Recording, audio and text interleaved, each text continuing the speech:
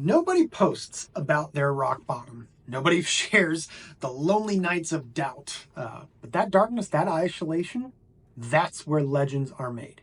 Today, we're going to talk about the underdog story and why that benefits you. Hey, I'm Zach. I started my career off scrubbing wheelchairs to now I close seven-figure deals. And some of my biggest victories are I'm married to an amazing wife. I have three awesome kids, and I'm a follower of Christ. And today I'm here to help you write the story that I've already been writing for myself, the underdog story. Let's get after it. You know the scene in every great movie where the hero loses everything. It's actually one of my favorite parts about watching movies that have heroes in them. And one of my favorite ones, I'm gonna say the title. You like it, you don't like it, it's okay, but it just gets the point. And honestly, if you haven't seen it, go see it. It's Christopher Nolan's Batman Begins. And a lot of people know the story of Batman. If you don't, I'll just kind of give the Cliff Notes version of it. Boy billionaire's parents get murdered. He's by himself all the time, develops some fears, ends up kind of falling from grace, so to speak, goes into despair, flees the country, gets involved with some not the nicest of people, if you know what I mean. Ends up meeting an awesome mentor of his. Kind of nuts if you know the full story. He kind of goes crazy, or is crazy. But he sheds that old identity of Bruce Wayne, the kid whose parents got murdered in front of him. Develops discipline, develops character, a lot of these other different things that are needed to actually become the hero in your own story. Goes on, he ends up, creating this new identity of Bruce Wayne, billionaire entrepreneur, and the pseudo one of Batman, right? And so everybody loves stories like that. Think of any action movie, any hero movie that has that. It's the same kind of thing. Nice beginning, trouble here, some development happens, becomes who he's supposed to be. That person gets challenged, happy ending. Any good movie, that's the three kind of arcs of it. But I wanted to talk to you about yours. And, well, let's just say I'll talk about mine rather than yours. And so what I found is that the underdog experience was actually the best one for me. When I was scrubbing wheelchairs, it's not the most glamorous of jobs at all. And frankly, didn't pay that well.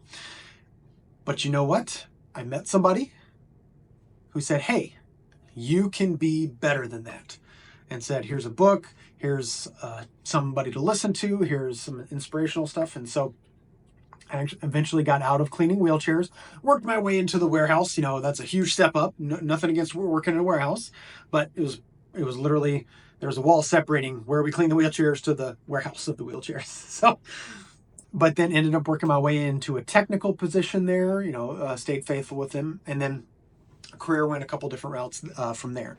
But the point being is that I had to change myself. And right now, whatever ability that you have, you're using 100% of it. If you want to be somewhere else, you need to gain new ability, knowledge, understanding, wisdom, and whatnot.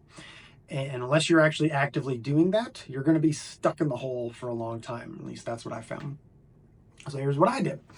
Is I found ways to improve myself, whether it was putting myself in positions where I wasn't comfortable. And that could have been talking to people. It could be going out on a limb with an idea that you think might be good, and other people just say they poo-poo on it, so to speak. And so, what is your underdog story? Where is it currently now? Is it in business? Because those are the best times when you're an underdog, because nobody's watching you at all. They might have looked at you in the past, and you either had an accident or something happened where you're no longer in the spotlight. This is the time that everybody right now is talking about doing the quote unquote deep work in quiet. It's the same thing it's been in movies, just people are finding another way to say it. Excuse me. But that's essentially what's happening is you're going and shedding an old identity to create the new identity that you know you need to have to be where you want to be. So first off, if you're in the valley of despair, don't make a home there. Get out of it.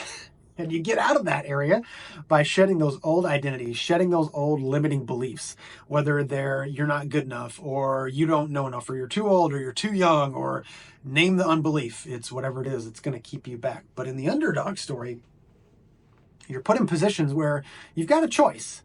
At least that's what I found, is that either you're going to take the choice to get out of that story and continue on the hero arc, or you're going to make a decision to not make that change, and you're going to be stuck.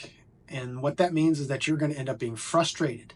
You're going to either, if you're married, you're probably going to take it out on your wife. You're probably going to take it out on your kids. And it might not be physically, but in your attitude, how you handle yourself, the way that you say what you say to your family or to your coworkers. If you ever, anybody ever had a pissed off boss, it's usually not, the boss isn't usually mad, it's just mad about something else that's going on in his life and you, or her life, and you happen to be the scapegoat that day. Sorry to say it, that's what I found, that's usually what happens. And so what I did is I got myself out, started reading some books, there's a bunch here, I've got a whole bunch more that I just don't fit on my bookshelf anymore. Started associating with people who were going somewhere, honestly, who were further ahead than me. And that's a little bit humbling, but that's part of the underdog story. You look back, reflect back on Bruce Wayne. He got around somebody who had purpose, who had direction, who already knew who he was and was already there and going to the next level. Hitch a ride on somebody's coattails. Get out of that place that you're in. Here's the best part.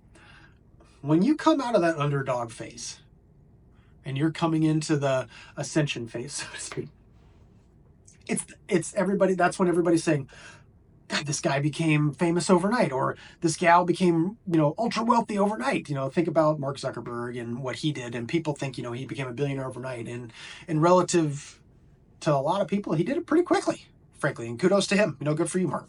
Go you. But people didn't always see everything that he did in the past. All the work. I mean, how much time did he spend coding as a kid? As a teenager, when he could have been out playing sports or doing all this other stuff. You think about Bill Gates, what he was doing, same thing with him. Think about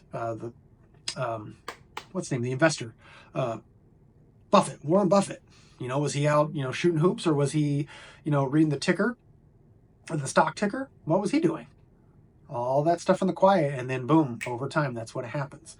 And it reminds me of a quote that Tony Robbins said, and he probably stole it from somebody, or maybe he came up with it himself. I hope he did come up with it himself, because I thought it was pretty awesome.